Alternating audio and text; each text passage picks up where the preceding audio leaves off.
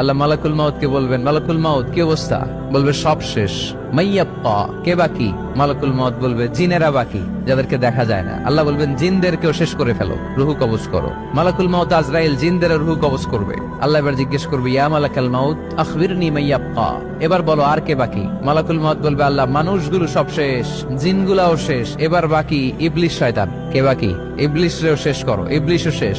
আল্লাহ আবার জিজ্ঞেস করবেন, ইয়া মালাকাল মাউতি মাইয়াব্বা, আর কে বেঁচে আছে বলো? মালাকুল মাউত বলবে, আল্লাহ আপনার কথা অনুযায়ী পৃথিবীর সব মানুষের রুহু কবজ করলাম, সব জিনদের রুহু কবজ করলাম, ইবলিসের রুহু কবজ করলাম, এখন আছে শুধু ফেরেশতা। আছে কারা? যাও ফেরেশতাদের রুহু কবজ করো। ফেরেশতাদের রুহু কবজ হয়ে যাবে। এবার আল্লাহ জিজ্ঞেস করবেন, ইয়া মালাকাল মাউত আখবিরনি মাইয়াব্বা।